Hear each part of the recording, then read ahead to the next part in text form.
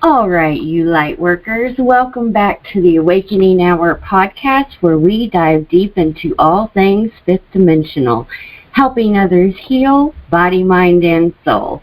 If you're ready to reconnect to who you truly are, step into your power, and start living a life that sets your soul on fire, well then, you're in the right place. I'm your host, Jen, fearless leader at the Garden of Enlightenment. I'm a spiritual mindset coach, Quantum Shamanic Cacao Practitioner, Prosperity Empress, and creator of the Fifth Dimension Empress Academy. I am obsessed with helping other women unleash their souls and expand into purpose, power, and prosperity. Each week, we dive deep to help you find ways to release your inner magic, quantum jump your awakening, break through limitation, live in the fifth dimension, and ways to create the life you want and heal. Together, we can make a massive impact on the world, and it is time to rise. So come on, heal, awakening, enlightenment, and love. Welcome back, everybody. Today is Wednesday, October 21st, 2020, and so just to give y'all guys a little information or insight on how I picked the topic for today's shows is that I let spirit guide and do those topics. I have them listed in a scheduler. So I picked a variety of topics that I know I want to talk about, and whatever spirit picks is what I go with. But today, so yesterday it posted the topic, but today I want to do something a little bit different. And the reason that's being, and it's just amazing how this show aligns on a Wednesday, on this day, it's very important to me and dear to my heart because 3 years ago today was the pivoting point of me starting on my healing journey. I celebrate 3 years of sobriety today from alcohol. I'm getting emotional talking about it. And I spent many years, so 17, I'll say. I started self-medicating at a very young age because I didn't know how to handle the trauma I had went through as a young child. And so, but when I found alcohol, and it wasn't until I didn't start drinking until I was about 20, 21, became my best friend and worst enemy at the same time. I could never, ever drink normal, and I was the definition of insanity. The definition of insanity is, trying to do things, the same thing at the same time, but, expecting different results.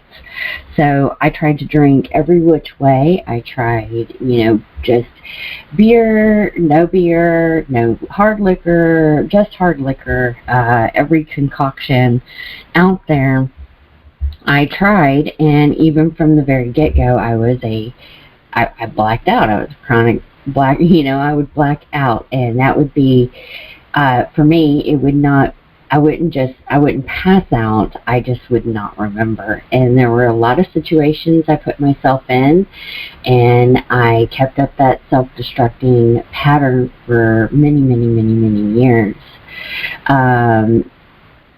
That's it. The definition of insanity just came in, doing the same things over and over again, expecting different results. That was me. So, yeah, today I celebrate 3 years, and I am talking about this more and more because I had periods of sobriety in the past, and I've had lengths of sobriety in the past. But what's the difference between this time is that this is actually 3 years that I have had no desire to drink or use drugs or self-medicate to handle, what is currently going on in my world, because I'm not any, I have shit hit the fan in my world.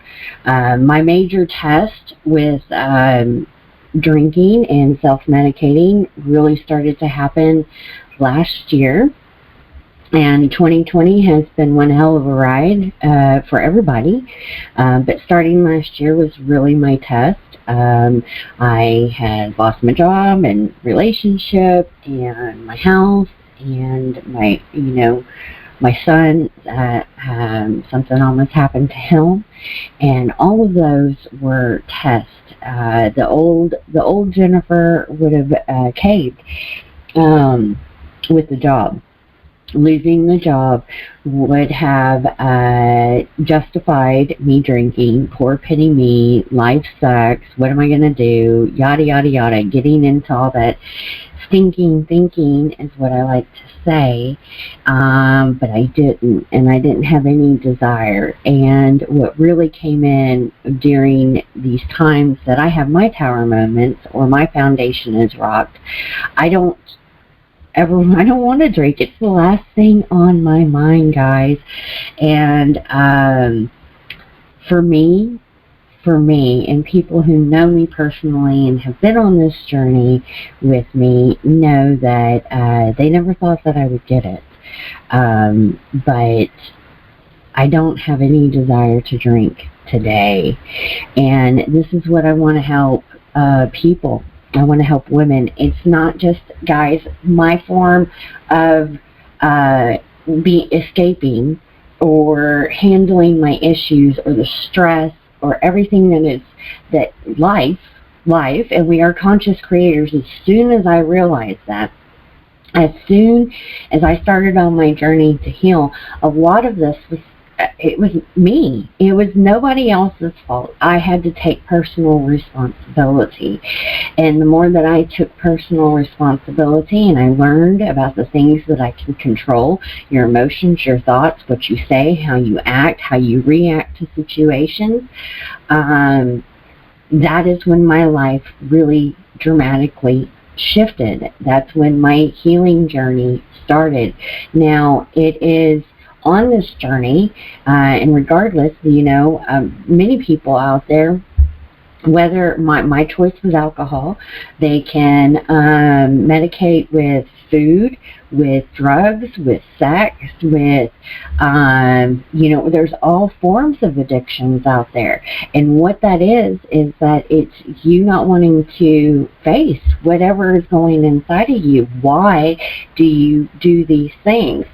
So that's what I'm all about. I'm all about helping people really get back to the core of who they are before anything tainted them, okay?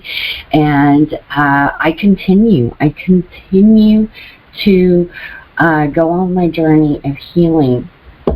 Every person, every situation, everything that happens in my life, I view as a lesson. What is it that I am supposed to learn so that I can evolve into my next evolution? And the more that we see the lessons, the more that we learn them and apply them to our lives, can we start moving forward and make radical shifts. Again, not everybody is going to support you on your journey. It can be healing, can be very lonely sometimes, but it will really show you who is there for you at the end of the day. And this is something that I am currently learning. Because I do heal, it does trigger those around me, and it's not meant to, but if you want to make a change in your life, if you want things to, if you don't like how things are working, you got to take 90% responsibility. 90% of responsibility is all on you. I took personal responsibility. I took the bulls by the horn, so to say, and I dove in. So I live and breathe helping people heal body, mind, and soul. I always said when I was in, when I would go to my AA meetings, and as soon as I, got into recovering, guys, I had spent thousands upon thousands of dollars in recovery programs, AA, all of that. None of them taught me that I really needed to get to the core of what the reason I was. You don't have an alcohol, you don't have a drinking problem, you don't have a drug problem, you don't have an eating problem, you don't have sex problem, whatever. You have a problem with trauma. Trauma is the gateway drug. And nobody out of the thousands of fucking dollars that I spent trying to get healing and people to help me to stop being so destructive in my life did not once anybody ever tell me that. And it's a rinse and repeat cycle. You really have to get back to the core, to the issue, and work on it and pull it out. And it may come back up to the surface, guys, but that's the point. It's coming up for you to heal.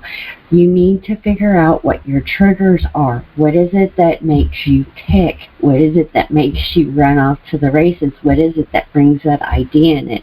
And be aware of those thoughts. And when and if they do come in, you don't entertain them. Okay? Very, very, very important. I can actually say that in 3 years I have had no desire to drink, and I have been tested. I've been put into situations. I still have friends that drink.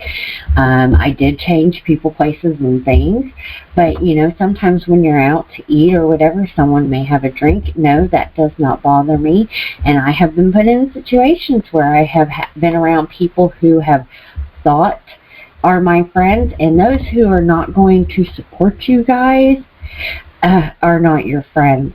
And some of them couldn't get it. Some of them, the old me would have quit for a certain period of time and then would have hung around them, and if they would have been drinking, then I would have been like, this one wouldn't have hurt. I can do it this time. This time will be different. All that, bullshit came in.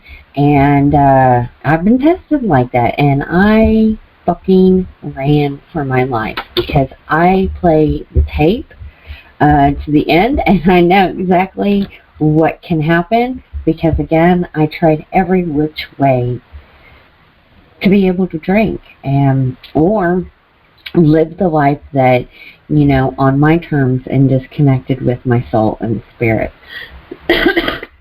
And that's what it was. I was spiritually dead, guys. I was disconnected from source. I was disconnected from me. I was disconnected from my higher power and knowing who I truly was.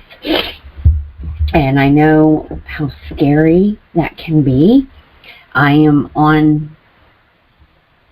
done so much work in the past 3 years, and yeah, I'm here to help you. I am here if you are struggling, if you're at your rock bottom and you're ready to make radical shifts in your life, please come talk to me. With that said, I'm going to go ahead and wrap up today's show. Please know that I am, and everyone here at the Garden of Enlightenment is here for you. So I've got a couple announcements. Starting today, which again, Spirit aligned it, we are kicking off a recovery meeting. So if y'all are struggling within our new community, we've got, in the recovery corner, we've got a new meeting kicking off for those who are transitioning into the fifth dimension, who are spiritually awakened and ready to really get to the core of why it is they're doing whatever it is that they're doing. And so we have the new community. The doors are open to the Empress Academy. They will be closing October 31st, so you have 10 days exactly to get signed up and book a clarity call. And please check our link. We've got a couple events coming up too as well. And with that said, I'm going to go ahead and wrap up this show.